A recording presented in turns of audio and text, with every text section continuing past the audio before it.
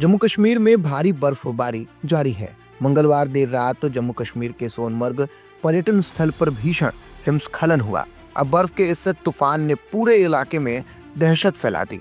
हालांकि कोई हताहत नहीं हुआ है, लेकिन लोगों ने जो देखा उससे अब वह भी कांप रहे हैं। बर्फ के तूफान में तबाही के कई वीडियो और तस्वीरें वायरल हो रही हैं।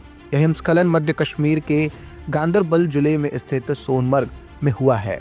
तो आइए आज के इस वीडियो में बताते हैं पूरी खबर, और हम आपको ये भी बताएंगे कि आखिर आपको कश्मीर घूमने कब जाना चाहिए, यानी कि आप कब घूमने जाएं तो ज़्यादा सही रहेगा।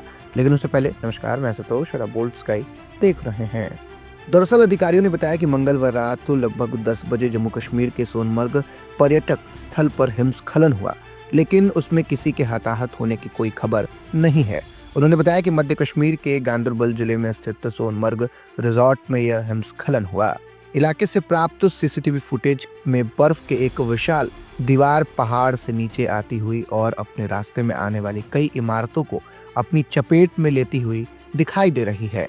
हिमस्खलन की भयावहता और कैमरे में दिख रहे नुकसान के बावजूद अधिकारियों ने पुष्टि की है कि अभी तक को किसी के हताहत होने की कोई खबर नहीं है। वैसे आपातकालीन दल और स्थानीय अधिकारी स्थिति का जायजा लेने और किसी भी संभावित खतरे पर नजर रखने के लिए तुरंत मौके पर पहुंचे।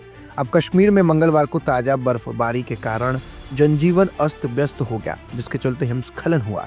जम्मू कश्मीर राष्ट्रीय राजमार्ग बंद कर दिया गया और श्रीनगर हवाई अड्डे पर भी सभी उड़ानें रद्द कर दी गई, जिससे घाटी में सैकड़ों पर्यटक फंस गए। आइए अब आपको ये भी बता देते हैं कि आखिर भारी बर्फ वाले इलाकों में हिमस्खलन क्यों होता है।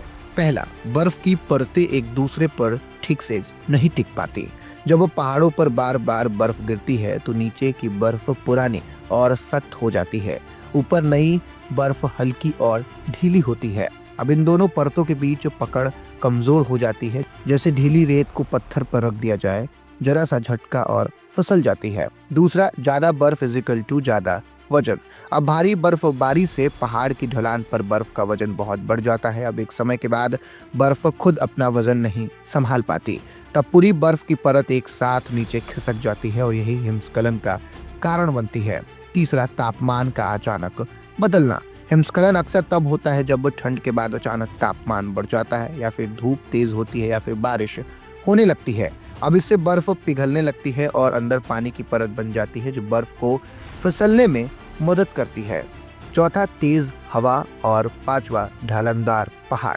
वही छठा, इंसानी गतिविधियां भी कारण बन सकती है।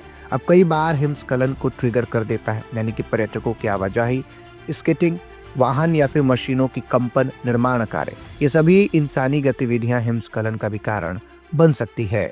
तो आइए अब आपको ये भी बता देते हैं कि जम्मू कश्मीर आपको घूमने कब जाना चाहिए, यानी कि सोनमर्ग या फिर ऐसे जगहों पर आप कब घूमने जा सकते हैं, और अभी हालिया की स्थिति क्या है वो हमने आपको बताया है।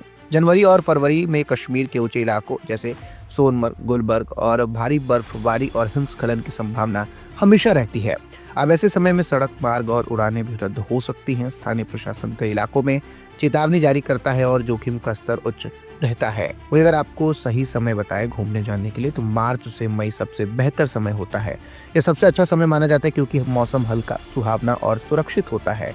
बर्फ धीरे धीरे पिघलती है, दृश्य सुंदर होते हैं और हिमस्खलन तथा यातायात बाधा के जोखिम काफी कम होते हैं। जून और अगस्त यानी कि गर्मियों में भी मौसम आरामदायक रहता है और घाटियां हरी भरी दिखती है।